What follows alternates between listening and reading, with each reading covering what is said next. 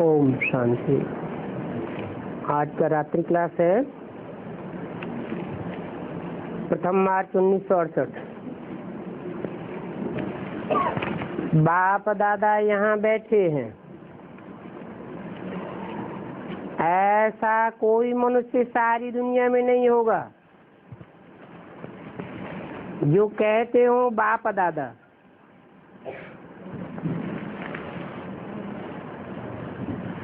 क्योंकि बाप अलग होता है और दादे अलग होते हैं।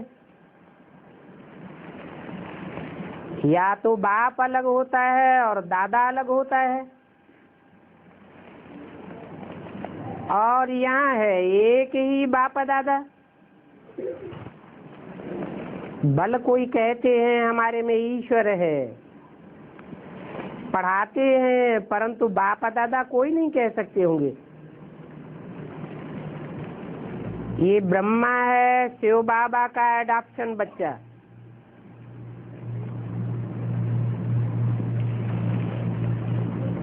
एडॉप्शन साकार में होती है या निराकार में होती है? तो ब्रह्मा एडॉप्शन है। और किसने एडॉप्ट किया? शिव बाबा ने एडॉप्ट किया। तो एडॉप्ट करने वाला और जो एडॉप्ट हुआ ब्रह्मा, वो दोनों अलग अलग हुए या एक ही हुआ?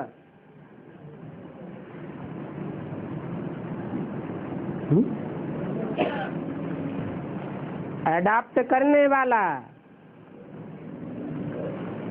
और जिसको एडॉप्ट किया गया, वो दोनों आत्माएं साकार शरीर से अलग अलग हुए या एक ही हुए? शिव बाबा ने अडॉप्ट किया ब्रह्मा को,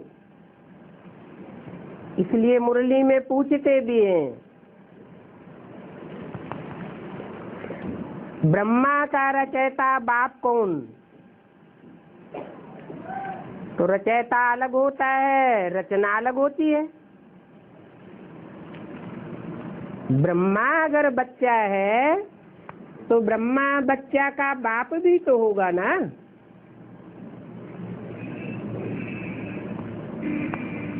तो बोला देखो इतने सब ढेर बच्चे हैं, बाबा यहाँ बैठे बात भी सबसे करते हैं। ऐसा कोई नहीं होगा जो अर्थ सहित बाप दादा कहता हो।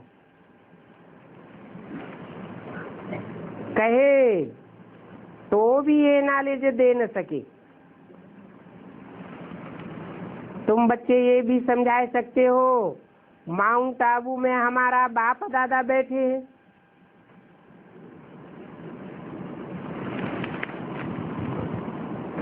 अगर कहते हैं हमारे में परमेश्वर है तो एडॉप्शन किया होगा। यहाँ तो लिखते भी हैं शिव बाबा केयर ऑफ ब्रह्मा बाबा। जिसको एडॉप्ट किया उसका नाम बदल दिया।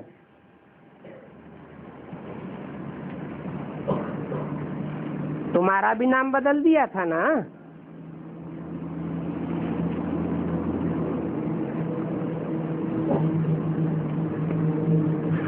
इनका नाम तो कब बदल नहीं सकता, क्योंकि ये कभी आश्चर्यवत भागंती हो न सके। इनका तो सर्टन है। इनका माने किनका?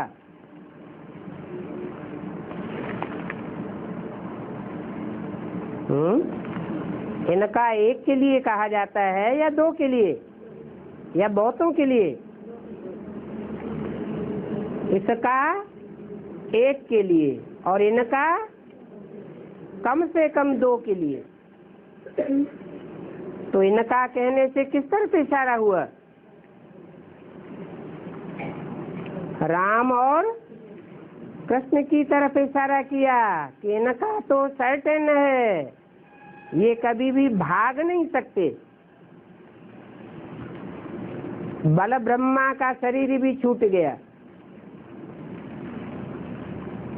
कृष्ण वाले अंतिम चोले का शरीर छूट गया, परंतु काम किए बगैर भाग नहीं सकते। इनका सर्टन है।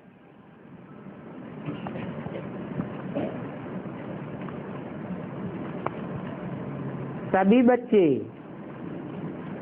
जहां भी हैं जानते हैं हमारा बाप दादा है।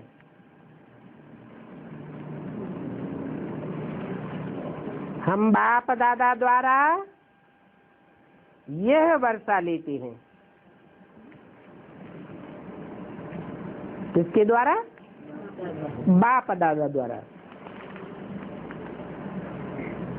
तो द्वारा माने मीडिया। मीडिया कौन हुआ?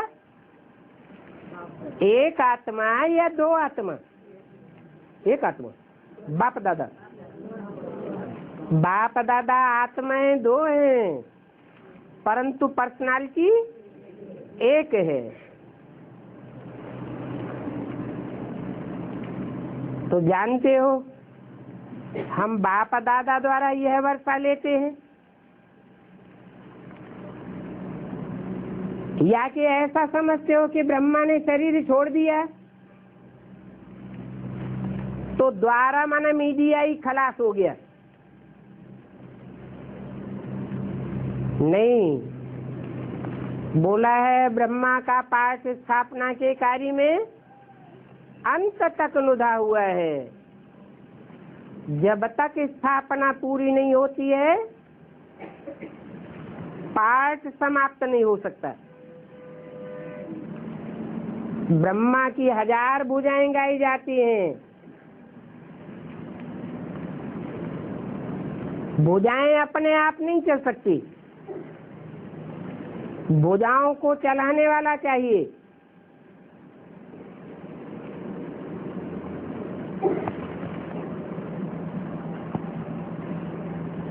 तो बच्चों को समझना है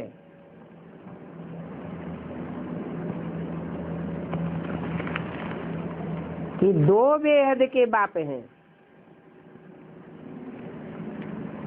एक है पारलौकिक बाप,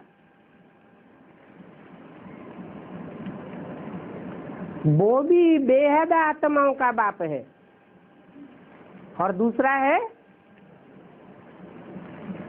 वो तो पारलौकिक बाप है, पारलोक में रहने वाली आत्माओं का बाप है।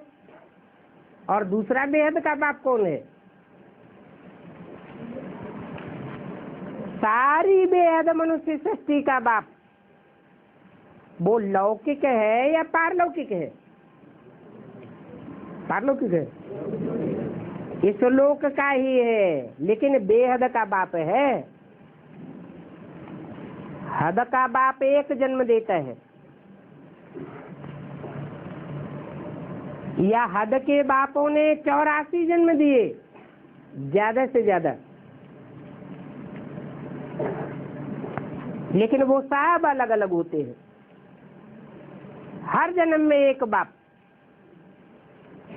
और यहाँ सारी मनुष्य सृष्टि का एक ही बाप, वो है लौकिक बाप बेहद का, और वो है आत्माओं का बाप बेहद का पारलौकिक बाप। ऐसे कोई नहीं कहेंगे कि हमको 3 बाप हैं, किसकी बुद्धि में होगा ही नहीं। तुम बता सकते हो प्रजापिता ब्रह्मा हमारा भी बाप है,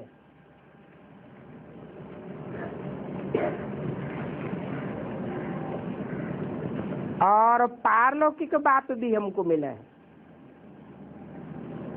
ड्रामा पेलन अनुसार। ड्रामा अक्सर कोई जानते नहीं है। वर्ल्ड की हिस्ट्री ज्योग्राफी एक्यूरेट रिपीट होती है, तो ड्रामा ही कहेंगे। और ये बेहद का ड्रामा तो बिल्कुल ही एक्यूरेट है। इस बेहद के ड्रामा में दोनों ही बेहद का बाप अपने टाइम पर पार्ट बजाते हैं। उस ड्रामा में तो फिल्म बदली कर सकते हैं,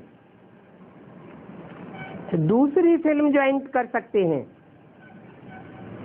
परंतु ये तो अनादि अविनाशी ड्रामा है। जो भी पार्टधारी आत्माएं हैं सब अविनाशी हैं और अनादि हैं। ये सृष्टि का चक्र रिपीट करता रहता है। अगर लाखों वर्ष कहते तो भी रिपीट करेगा,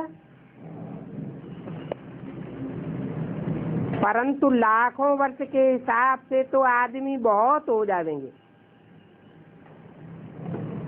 अभी हिसाब निकालते हैं, इतने हिंदू हैं, इतने मुसलमान हैं, लाखों वर्ष की तो आदमशुमारी ही बहुत हो जाए। बाप ने समझाया ये 84 का चक्र है।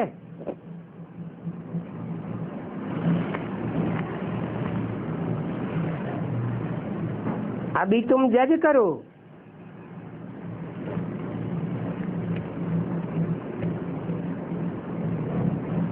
कि महाभारत लड़ाई भी अभी अभी हुई थी, जास्ती टाइम नहीं हुआ है। इसलिए शास्त्रों में भी दिखाते हैं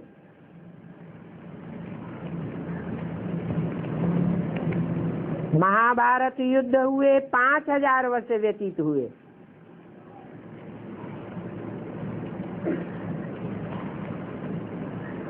उस महाभारत युद्ध में मूसलों की लड़ाई हर 5000 वर्ष रिपीट होती है। ये बातें दिन प्रतिदिन तुम बच्चों को बाप समझाते रहते हैं। तुम कहते हो हमको आकर के पावन बनाओ, तो आकर के समझाना पड़े, सुनाना पड़े और पावन भी बनाना पड़े। फिर कहते हो पावन दुनिया में ले जाओ। शांति धाम तो है आत्माओं के रहने का स्थान।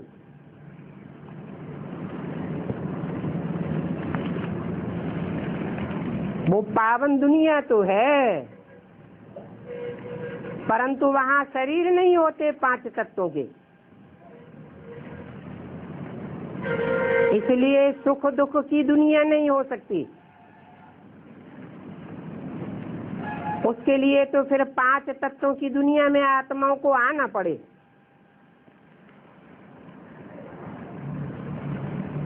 परम धाम तो सभी आत्माओं का स्थान है, ऐसे नहीं सिर्फ मनुष्य आत्माओं का है। फिर सतयुग सुखधाम भी मानेंगे।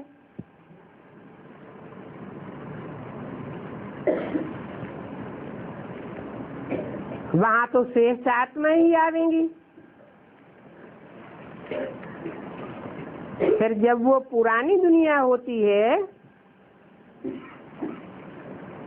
जैसे अभी कलयुग आयरन एज है, जन्म जन्मांतर की आत्मा में खाद पड़ गई है संग के रंग की, तो आत्मा तमो प्रधान हो जाती है। सत्ययुग सतो प्रधान को गोल्डन एज कहा जाता है। अभी तुम बच्चे इन बातों को समझते हो कि दुनिया में हर चीज पहले सतो प्रधान, बाद में रजो और फिर तमो बनती है। बाप जो नॉलेज देते हैं वो नॉलेज है जन्म जन्मांतर के लिए सोर्स ऑफ इनकम। भक्ति मार्ग में तो शास्त्र सुनाते हैं,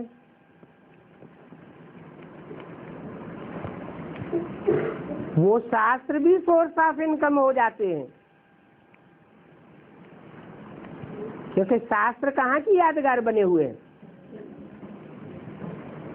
इसी संगम युग की यादगार बने हुए हैं जहाँ बाप आते हैं। सन्यासी उदासी आदि जो भी शास्त्र सुनाते हैं उनका भी ड्रामा में नूद है।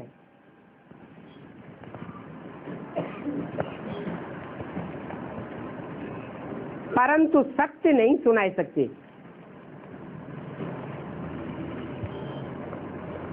क्यों? शास्त्रों में सच्चाई नहीं है क्या?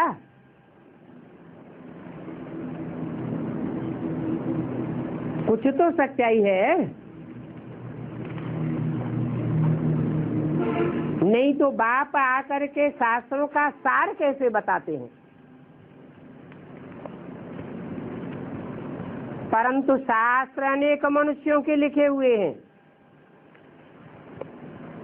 इसलिए उनमें तुंडे तुंडे मतिर भिन्ना भरा हुआ है।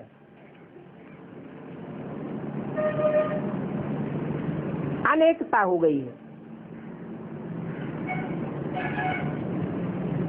तो शास्त्र सब झूठे हो गए, फायदा कुछ भी नहीं। करके अल्पकाल का सुख मिल जाता है, अल्पकाल की खुशी मिल जाती है, और यहाँ तो तुम्हारी कमाई है 21 जन्मों की, क्योंकि तुमको बाप सत्य बात बताते हैं।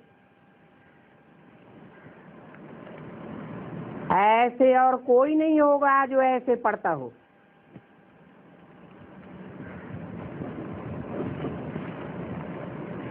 ये है मनुष्य से देवता बनने की बात।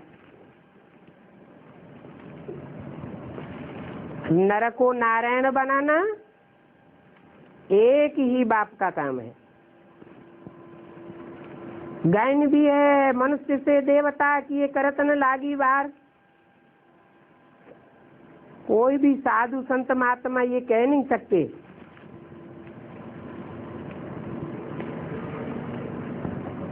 तुमको, वो नहीं कहेंगे कि हम तुमको पढ़ाते हैं।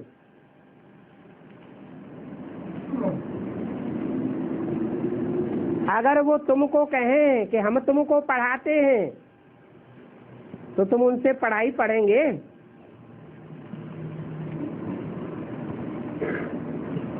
या और ही प्रश्नोत्तर करेंगे? तुम्हारे वो प्रश्नों का उत्तर दे नहीं सकते। वो साधु संत तो कहते हैं हम भी भगवान हैं।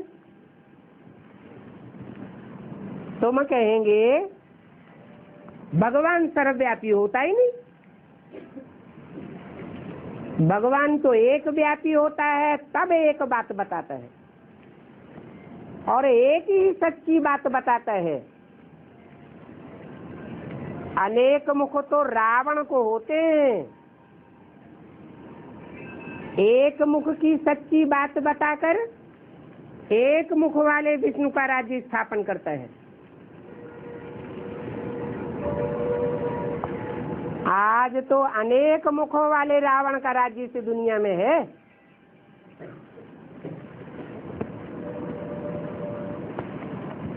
रावण भी कहता था मैं ही भगवान हूँ। मुख अनेक थे।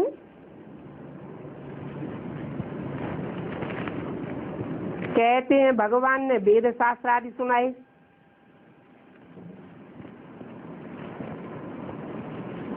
ब्रह्मा के मुख से वेद निकले, परंतु कहने मात्र कह देते हैं, जानते कुछ भी नहीं। समझते हैं ब्रह्मा के मुख में कोई मशीन रखी थी जहां से वेद निकल पड़े छप छप के। अब ऐसा तो कुछ है नहीं। प्रवेश करने की बात तो कोई की बुद्धि में नहीं है। सिर्फ गीता में एक अक्षर आया है, प्रवेशुम, मैं प्रवेश करने योग्य हूँ, परंतु कोई का ध्यान नहीं जाता।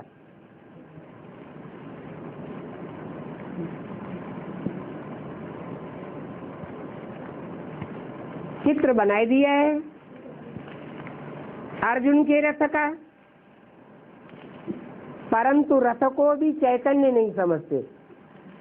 कैसा रथ समझ लेते हैं? जड़ रथ समझ लिया है, जानवर घोड़े समझ लिए हैं।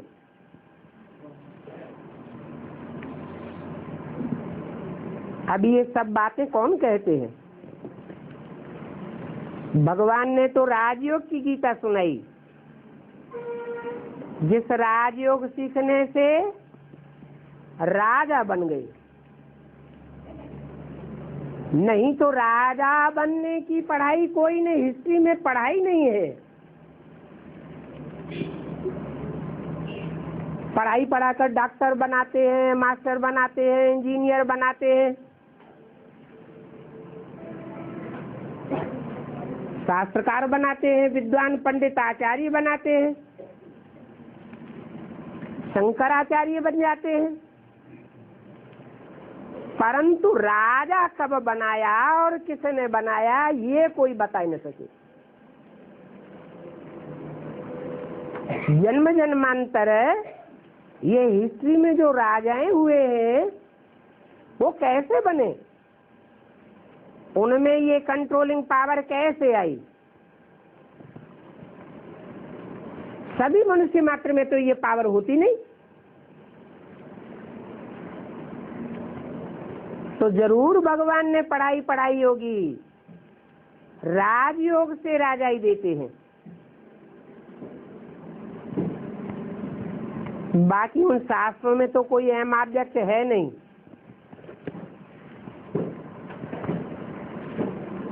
ये लोग वेदांत को ऊपर ले जाते हैं। वास्तव में सर्वशास्त्रमय शिरोमणि गीता है, और वो गीता भी नहीं जो कागज की बैठ लिखी है। जैसे और धर्म पिताएं आते हैं सन्मुख बैठ करके सुनाते हैं, कोई धर्म पिता ने धर्म पुस्तक बैठ नहीं लिखी। न क्राइस्ट ने बाइबल लिखी, न मोहम्मद ने कुरान लिखी, न गुरु नानक ने गुरु ग्रंथ साहब लिखा।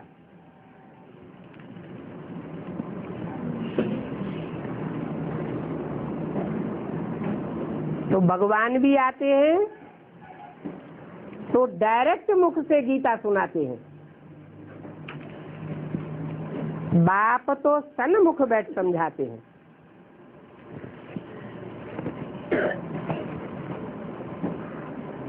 ऐसे नहीं सिर्फ ब्रह्मा के मुख से सुनाकर चले जाते हैं। सुनने सुनाने से काम पूरा नहीं होता। भक्ति मार्ग में 2500 वर्ष सुनते सुनाते रहे, तथ्य तो कुछ भी नहीं निकला। बाप तो आकर सुनाते भी हैं और समझाते भी हैं, और वो खुद करन करावनहार है, करते भी हैं और बच्चों से कर्म कराते भी हैं। फिर भी देखो माया ऐसी है जो बच्चों से बेकर्म कराई देती है।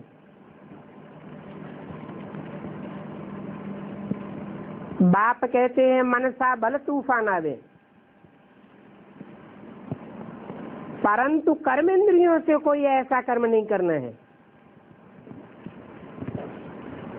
अगर कर्मेंद्रियों से ऐसा कोई कर्म कर दिया तो 100 गुना पाप बन जाएगा। बच्चे समझते भी हैं। तो देखो क्या होता है, माया कैसे विकर्म कराई देती है। बाप कहते हैं मन मना भव, इस मन रूपी घोड़े को बुद्धि की लगाम लगा करके मेरे में खींच कर लाओ,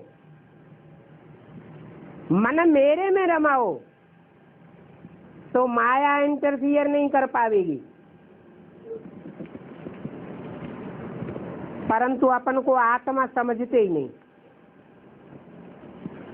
अपन को आत्मा समझ मुझे याद करो, और ऐसी बात तो और कोई नहीं कहेगा कि अपन को आत्मा समझ मुझे याद करो। कहे तो कहने वाले को खुद भी आत्माभिमानी बनकर रहना पड़े। तो दुनिया में एक ही भी मनुष्य मात्र ऐसा नहीं है जो सदैव आत्माभिमानी रहकर रहता हो। वो तो एक ही आत्मा का पार्ट है जो सदैव स्वस्थिति में रहता है, और स्वस्थिति में रहने वाला ही तुम बच्चों को ये बात बता सकता है क्या कि अपन को आत्मा समझ बाप को याद करो। पतित तो सभी है ना, पुनर्जन्म लिया होगा तो पुनर्जन्म लेते लेते इस समय भी तमो पटाने। पहले नंबर का जो विश्व का मालिक था वो भी अभी तमो प्रधान है। तो औरों की तो बात ही क्या,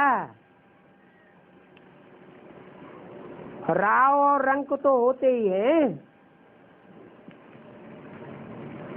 सिर्फ वहां सुख होता है और यहाँ दुख है।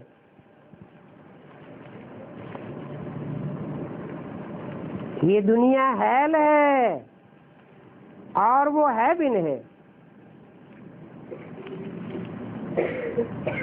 हेवन में तो जरूर देवताएं ही रहते होंगे,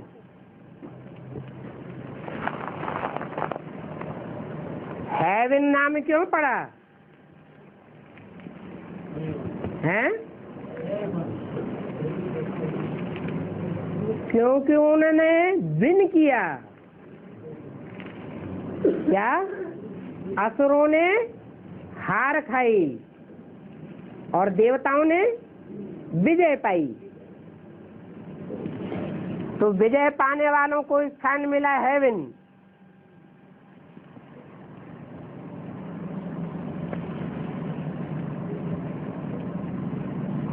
वहां रावण राज्य होता नहीं है।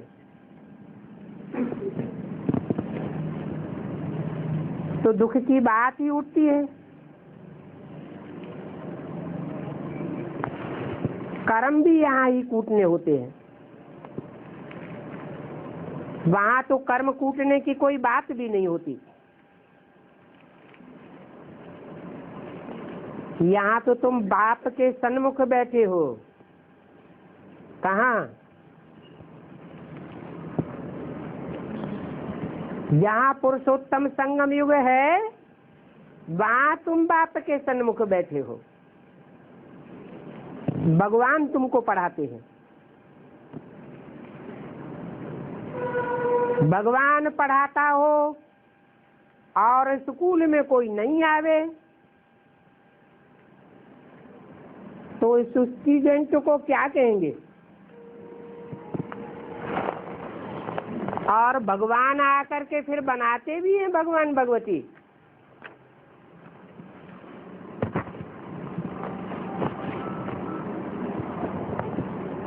एक मार्च 1968 की वाणी का दूसरा पेज। यहाँ तो देखो बीमारी में भी लंगड़ाते रहते हैं।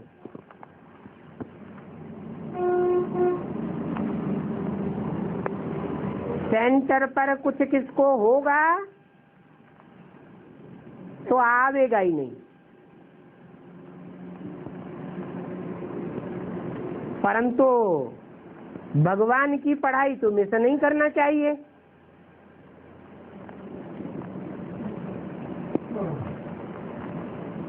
पहले नंबर 1 को लगभग भगवान भगवती ही कहेंगे। ऊंच से ऊंच भगवान फिर उनके पीछे विष्णु कहेंगे। ये क्या बात हुई है? ऊंचे से ऊंचे और नीचे से नीचे, ये कंपैरिजन निराकारी दुनिया का है या साकारी दुनिया का है? ऊंच और नीच तो साकार दुनिया में ही होते हैं। तो साकार दुनिया में कौन है ऐसा जिसको ऊंच से ऊंच कहा जाए? ऊंच से ऊंच भगवान, उनके पीछे विष्णु कहेंगे। कोई चित्र ऐसा है? अरे बेसिक नॉलेज में प्रदर्शनी 20 बार समझाई होगी, भूल गए हैं? कोई चित्र ऐसा नहीं है। ऊंच से ऊंच भगवान कौन? फिर पीछे रखेंगे विष्णु को। अरे 3 लोग का चित्र दिखाया है, उसमें 3 पुरियां दिखाई हैं। 3 पुरियों में 3 देवताएं दिखाई हैं। 33 करोड़ देवताओं में 3 देवताओं के ऊंच से ऊंच कहेंगे। फिर 3 देवताओं में ऊंच से ऊंच किसको कहेंगे? कहते हैं देव देव महादेव, देव ब्रह्मा, देव विष्णु, और उन दोनों देवों से महान शंकर को कहते हैं। तो विष्णु से ऊंचा कौन हुआ? विष्णु को दूसरे नंबर में रखेंगे या पहले नंबर में रखेंगे? कहते तो हैं त्रिमूर्ति भगवान।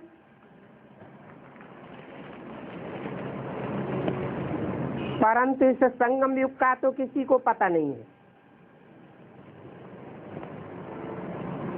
तुम बच्चे जानते हो कि हम भगवान के बच्चे हैं, और भगवान उसको ही कहा जाता है जो स्वर्ग स्थापन करता है।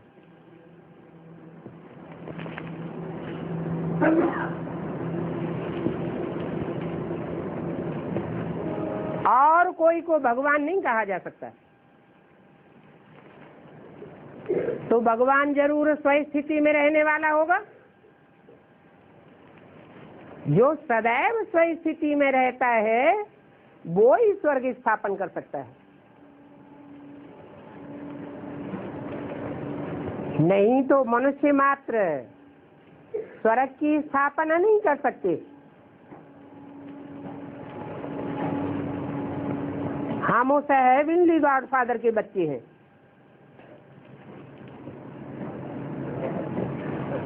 फिर प्रश्न पैदा होता है कि हम हेवनली गॉडफादर के बच्चे हैं तो हम कहाँ होने चाहिए? हेवन में होना चाहिए। फिर हैं कहाँ? हेल में पड़े हैं या हेवन में हैं? क्यों? ऐसा क्यों? करोड़पति अरबपति का बच्चा हो और पैसे पैसे के लिए मोहताज क्यों होगा? क्या कहेंगे? जरूर कहेंगे बाप से बिछुड़ा हुआ है, या तो बाप को पहचाना नहीं है। घड़ी घड़ी संशय, घड़ी घड़ी निश्चय पैदा होता रहता है। बाप आकर निश्चय बैठाते हैं, माया निश्चय को घड़ी घड़ी उखाड़ देती है। नहीं तो पक्का निश्चय पैदा हो जाए तो कहाँ होने चाहिए? ब्रह्मा को 1 सेकंड में जब पक्का निश्चय हो जाता है तो ब्रह्मा तो क्या बन जाता है? विष्णु बन जाता है। ब्रह्मा के संकल्प से सृष्टि रची जा सकती है नई दुनिया की, तो ब्राह्मणों के संकल्प से नहीं रची जाती है क्या? रची जाएगी। ब्रह्मा 1 सेकंड में विष्णु बन सकता है, तो जो भी मनुष्य आत्माएं, जो भी ब्राह्मण आत्माएं पक्का निश्चय बुद्धि बन जाएं, तो कहाँ अनुभव करेंगे? हेवन में अनुभव करेंगे। तो सभी स्वर्ग में क्यों नहीं है? दुखी अनुभव क्यों करते हैं? माया बार बार लोढ़ा क्यों खिलाती है?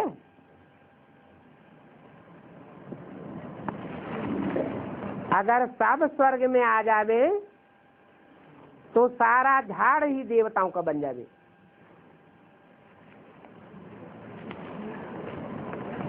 इस नॉलेज को कोई भी कॉपी नहीं कर सकता।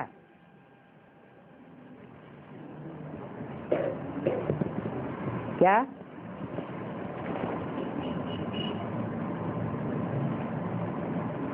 कोई चाहे इस नॉलेज को कॉपी करके दूसरों को सुनाना शुरू कर दे, भगवान राम बन करके बैठ जाए, विष्णु बन करके बैठ जाए,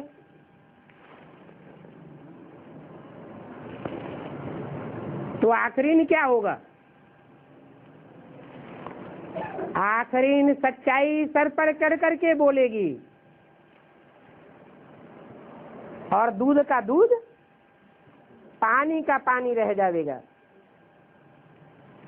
बल कहते हैं हम ईश्वर की प्रेरणा से सुनाते हैं। ईश्वर हमको डायरेक्ट प्रेरणा देता है, परंतु बाप क्या कहते हैं? मैं कोई को प्रेरणा से पढ़ाई नहीं पढ़ाता हूं, मैं तो प्रवेश करता हूं और मुकर्रर रथ में प्रवेश करता हूं। कोई कह नहीं सकता कि मेरे में बाप भगवान है।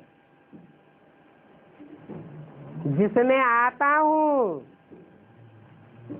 बाप के रूप में पाठ बजाता हूं, वो भी अपने मुख से ये नहीं कह सकता कि मेरे में बाप भगवान प्रवेश है।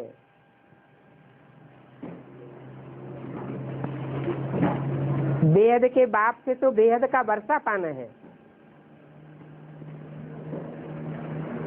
ये बात कोई नहीं जानते हैं। गॉड फादर का वर्षा क्या है? कोई आदमी शरीर छोड़ता है,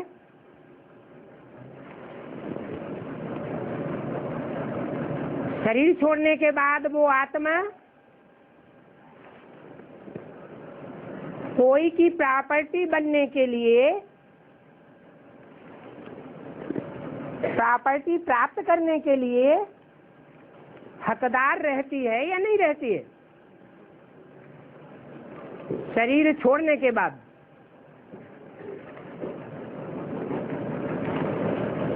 मान लो राजा के घर में कोई बच्चा पैदा होने वाला है, उस आत्मा ने कहीं तो शरीर छोड़ा होगा। तो जहां शरीर छोड़ा, शरीर छोड़ने के बाद वो आत्मा कोई राजा के यहाँ जन्म लेकर के राजाई का हकदार बनने वाली है, और वो हिसाब किताब उसने पहले ही तैयार कर लिया है। जहाँ जन्म वहाँ जीत होती है। उस राजा रानी के कर्मों के ऊपर पूर्व जन्म में उस बच्चे ने कहीं जीत पाई है, तो राजा रानी को उसकी पालना करनी पड़ती है।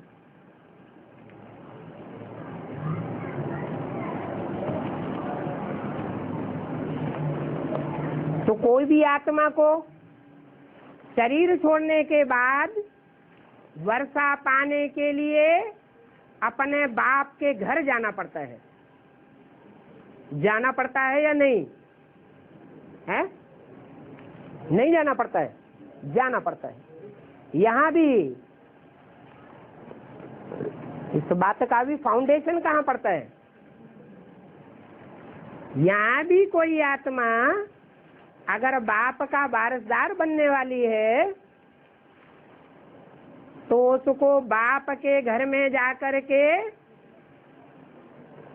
दिव्य जन्म लेना पड़े, निश्चयात्मक बुद्धि बनानी पड़े, एक दिन आना एक दिन जाना और 7 दिन की भट्ठी में पकना पड़े। वो स्थूल बच्चे के लिए होती है स्थूल गर्भ जेल या गर्भ महल, और यहाँ स्थूल की बात नहीं है, यहाँ है सूक्ष्म ज्ञान की बात। ये ज्ञान गर्भ महल है, तो आत्मा को कहाँ जाना पड़े, बाप के घर में जाना पड़े। प्रैक्टिकल ज्ञान है ये, तो यहाँ साकार दुनिया की बात हुई। परंतु बाप निराकार है, जो वर्षा देने वाला बाप है वो असल में वास्तव में निराकार है या साकार है, हैं? असल में जो आत्माओं का बाप है और आत्माओं को अनेक जन्मों का वर्षा देने वाला है, वो साकार बाप वर्षा देता है। बेहद का साकार बाप प्रजापिता वर्षा देने वाला है, या निराकार परमपिता परमात्मा शिव वर्षा देने वाला है? आत्मा कौन सी है? निराकार परमपिता शिव की आत्मा है, प्रजापिता भी उससे वर्षा लेता है। तो सब आत्माओं को जो नंबरवार वर्षा लेने वाली है, भले एक जन्म का जीवन मुक्ति का वर्षा लेने वाली हो, उनको कहाँ जाना पड़े, हैं? बाप के घर में जाना पड़े। कौन सा है बाप का घर, हैं? अरे बोल के चुप हो गए। परम धाम। बिंदु बिंदु आत्माओं का बाप कौन है? शिव बाप। और उसका घर कौन सा है? परम धाम। तो जो भी आत्माएं हैं जन्म जन्मांतर का सुख शांति का वर्षा लेने वाली, उनको वापस परम धाम जाना पड़े।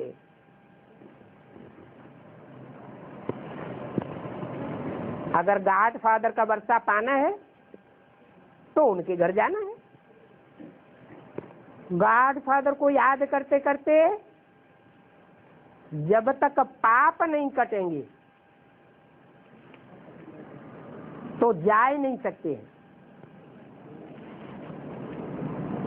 या तो याद करने से पाप कटेंगे, या तो सजाओं से पाप कटेंगे। आत्मा की देह अभिमान की कट उतरेगी जरूर, और बाप के घर में जाना है। और जो भी धर्म संस्थापक आते हैं वो अपने अपने धर्म में महिमा पाते हैं। वो धर्म स्थापक भी परम धाम आवेंगे।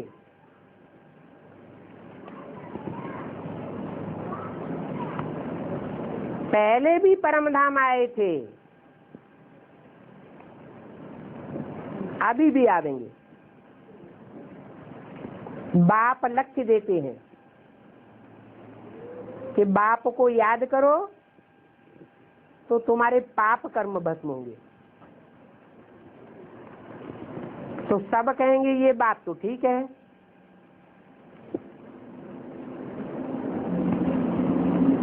अब कोई सहज रास्ता अपनाते हैं, कोई कठिन रास्ता अपना लेते हैं। सहज क्या है?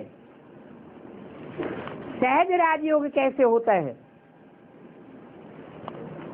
और कठिन योग हठ योग कैसे हो जाता है?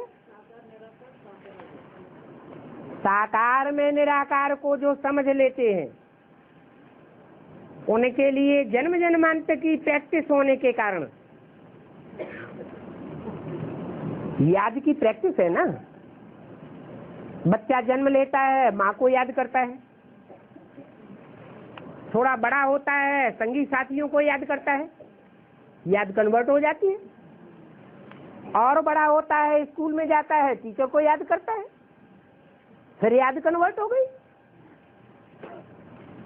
बड़ा हुआ, शादी हुई तो बुद्धि साथी में लटक जाती है, तो याद कन्वर्ट हो गई। तो यहाँ तो जन्म जन्मांतर की बात है। साकार में निराकार आत्मा जो प्रैक्टिकल में पार्ट बजाती है वो सहज याद आती है। तो बताया कि वो लिबरेटर एक ही है, उनको याद करते रहने से हमारे विकर्म विनाश होंगे। कोई तो निरंतर याद करने लग पड़ते हैं और कोई को निश्चय नहीं होता है तो निराकार को याद करते हैं और साकार को समझ ही नहीं पाते। ये धर्म स्थापक तो ऊंच पद वाले बनते हैं ना।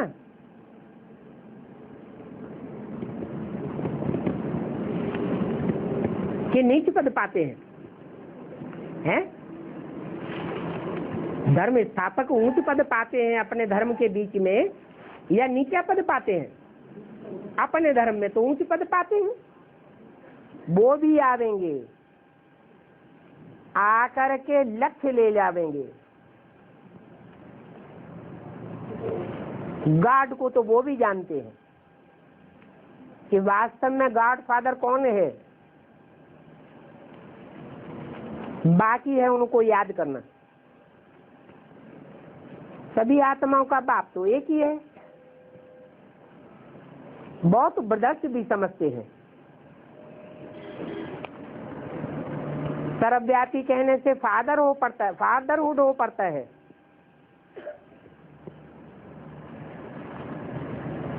तो उनको कब कॉपी नहीं कर सकेंगे।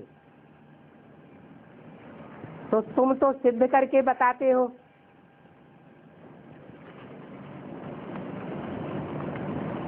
कि जो हमारा गॉड फादर है वो हमारा बाप भी है, टीचर भी है और सदगुरु भी है। अगर उस सदगुरु का कोई गुरु होता, उस सुप्रीम टीचर का कोई टीचर होता, उस सुप्रीम फादर का कोई फादर होता, तो उसका कोई एक ही शिष्य होगा क्या? ऐसे तो हो नहीं सकता। कहाँ भी जाओ, कोई भी तुमको ये राजयोग सिखला ही नहीं सकता।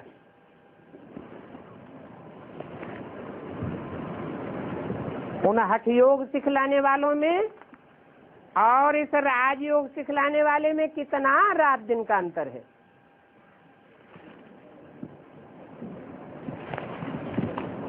तुम अभी समझते हो कि ये ईश्वरीय क्लास है, ये ईश्वरीय स्टडी सोर्स ऑफ इनकम है और एक जन्म के लिए नहीं, अनेक जन्मों के लिए। तो ये पढ़ाई कब मिस नहीं करनी चाहिए। फिर भी देखो मिस कर लेते हैं। पूछना चाहिए, तुमने सबको जाकर के कहा कि हमको राजयोग की शिक्षा मिलती है भगवान से, फिर तुम घर में क्यों बैठ गए हो? जब भगवान तुमको ऊंचे से ऊंचे पढ़ाने वाला मिल गया, फिर तुम घर में क्यों बैठे हो? तुम तो कहते थे हम भगवान की पढ़ाई से इन लक्ष्मी नारायण मिसल महाराजा महारानी बनेंगे। फिर कहाँ बैठ गए?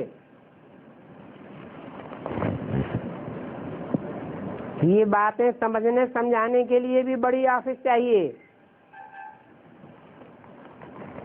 सारा दिन वंचित हुई आत्माओं को चिट्ठी लिखते रहे। क्या बाप के बच्चे बनकर के वंचित तो बहुत होते रहते हैं ना, तो बहुत बड़ी ऑफिस चाहिए। हम स्टूडेंट हैं, राजयोग सीखेंगे, फिर भी अगर ऐसी पढ़ाई न पढ़ी तो उनको रिमाइंडर भेजना चाहिए।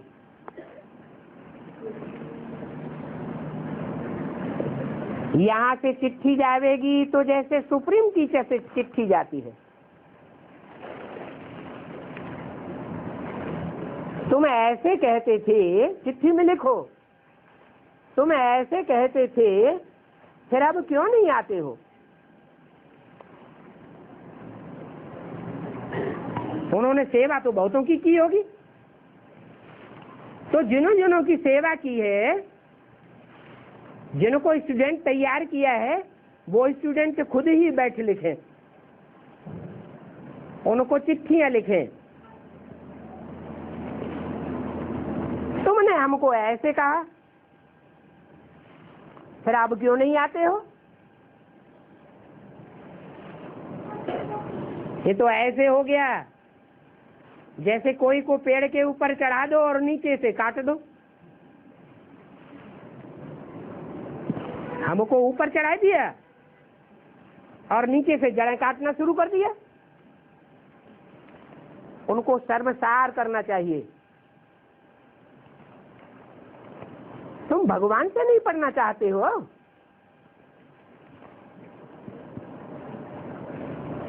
आपने भगवान को भी फारकती दे दी। तो ऐसा लिखा पढ़ी का आशीष बहुत बड़ा चाहिए।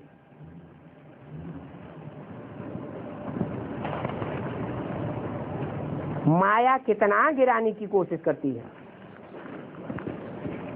ऐसी ऐसी चिट्ठियां लिखने से शायद बच जावे। कुछ न कुछ फायदा तो जरूर होगा।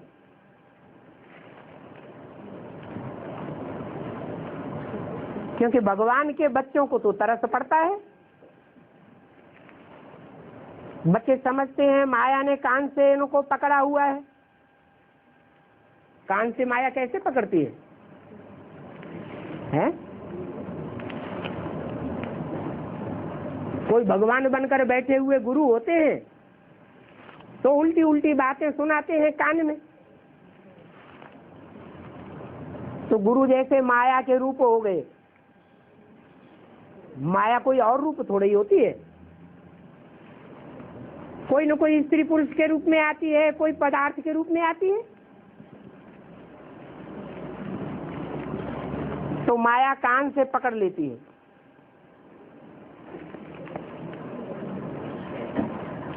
बाप कहते हैं मेरे पास अगर कोई ऐसा राइट हैंड हो चिट्ठी लिखने वाला तो मैं उसको रखूं। अरे सारा दिन चिट्ठियां लिखते रहे।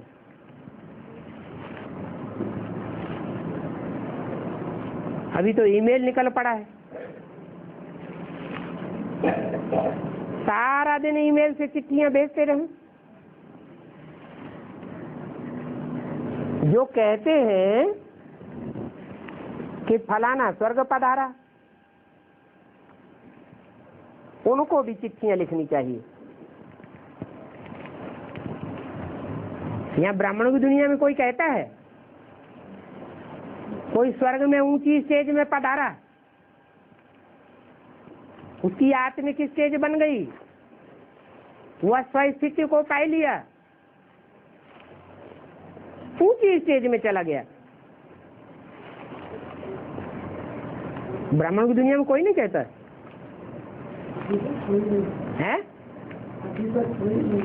अरे वो तथाकथित ब्राह्मण कहते हैं ना, जो शरीर छोड़ता है ब्राह्मणों में तो क्या कहते हैं? आत्मा संपूर्ण हो गई, स्वस्थिति को प्राप्त कर लिया। कहाँ चला गया? ऊंची स्टेज में सूक्ष्म वतनवासी हो गया, फरिश्ता बन गया। नहीं कहते हैं? कहते हैं। तो जो कहते हैं कि फलाना स्वर्ग पधारा, ऊंची स्टेज में चला गया, उनको भी चिट्ठी लिखनी चाहिए। अरे उनसे पूछो अभी कलयुग है या सतयुग है? क्या है? कलयुग है। तो कलयुग में स्वर्ग कहां से पधार गया? कलयुग में शरीर छोड़ेगा तो कहां जन्म लेगा?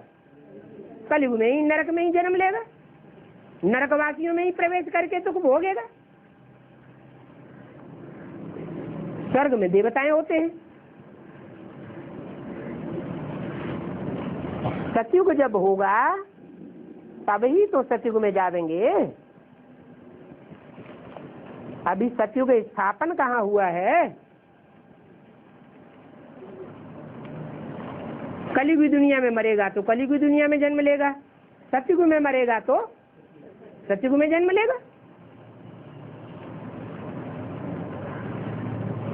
अभी तो कलयुग है।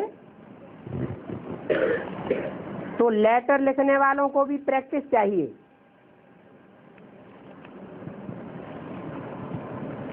अभी देखेंगे ऐसे लगातार लेटर लिखने वाले कोई बाबा के पास आते हैं कि नहीं।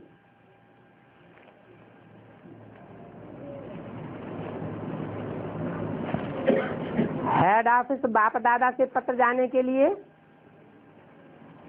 होना चाहिए, बहुतों का कल्याण हो सकता है।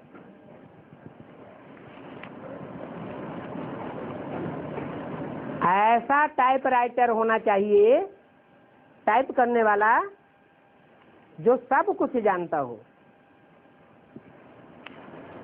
हिंदी भी जानता हो, सिंधी भी जानता हो, अंग्रेजी भी जानता हो, सब भाषाओं में टाइप करना जानता हो, तो समझने वालों को बहुत सहज हो जाएगा। ये भी बहुतों को जगाने में बहुत फायदा है।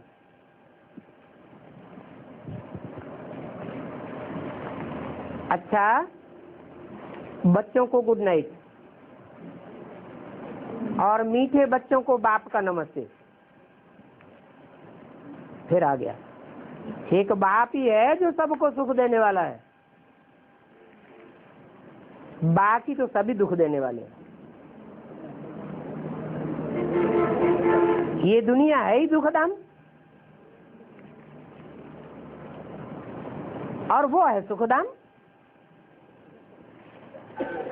दुखधाम में तो जरूर दुख ही होगा।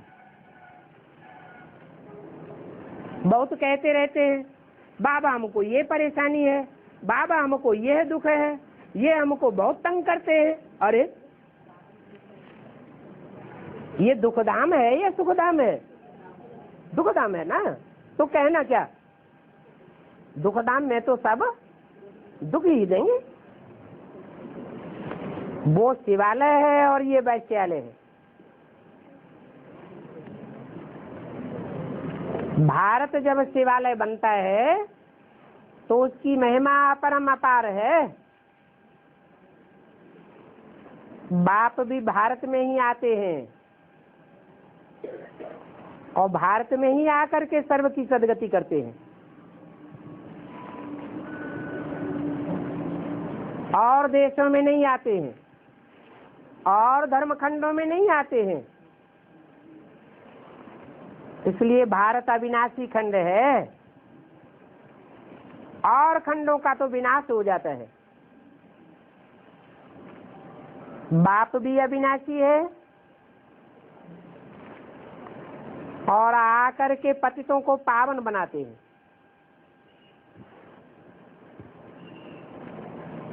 मुझे कहते ही हैं पतित पावन, आकर के पावन बनाओ। ऐसे थोड़ा ही कहते हैं आकर के ज्ञान सुना के चले जाओ, फिर हम पावन बनते रहेंगे। ज्ञान सुनाने के लिए बुलाते हैं या पतितों को पावन बनाने के लिए बुलाते हैं? पतितों को पावन बनाने के लिए बुलाते हैं। उसके लिए पहचान देनी पड़े, ज्ञान देना पड़े। किस बात का? किस बात का ज्ञान देना पड़े?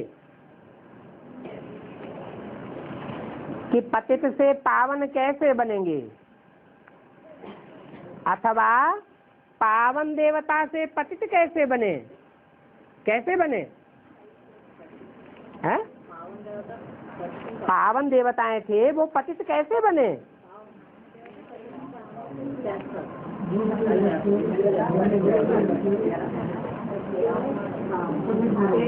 संग के रंग में आते आते,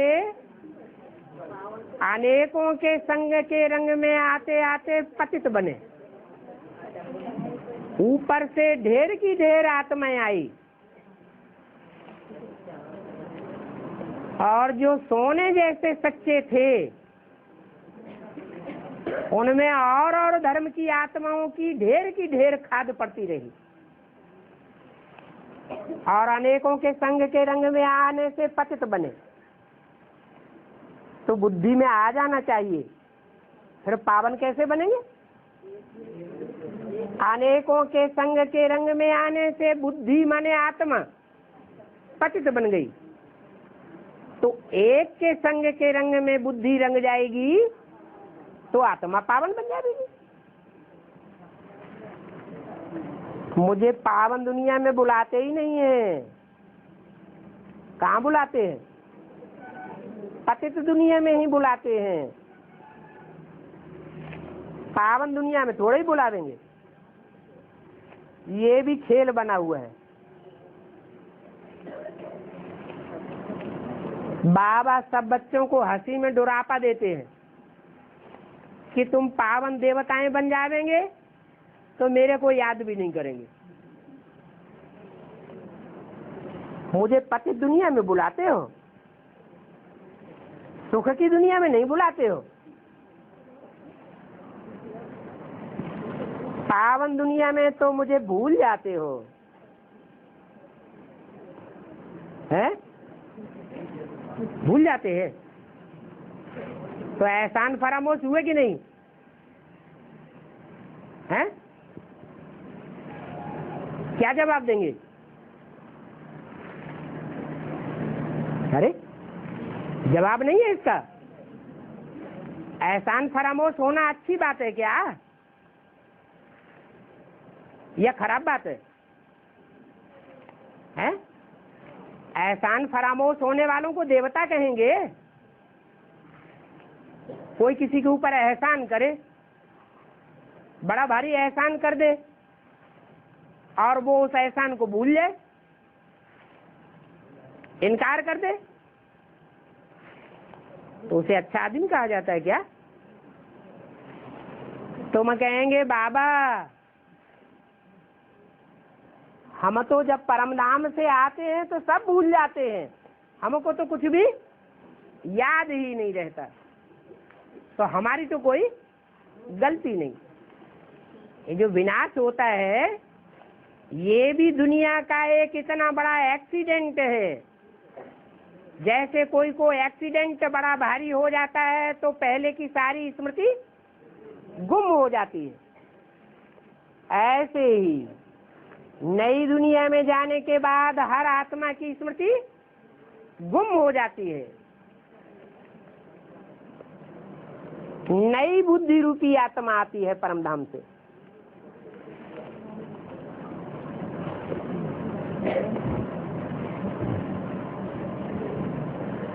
तो तुम मुझे भूल जाते हो तो जैसे कि याद करने की जरूरत ही नहीं रहती। अगर सतयुग में आऊं तो फिर पुनर्जन्म लेकर के मुझे कलयुग में भी आना पड़े। सुख की दुनिया में आकर सुख भोगूं तो नरक की दुनिया में मेरे को दुख भी भोगना पड़े। परंतु ये तुम्हारा और हमारा ड्रामा बना हुआ है। तुम्हारे लिए ड्रामा बना हुआ है सुख की दुख की दुनिया में आने का, और मेरे लिए ड्रामा बना हुआ है सुख दुख की दुनिया से परे रहने का। मैं तो पुनर्जन्म नहीं लेता हूँ, बाकी तो सभी लेते हैं। अच्छा, बच्चों को ओम शांति।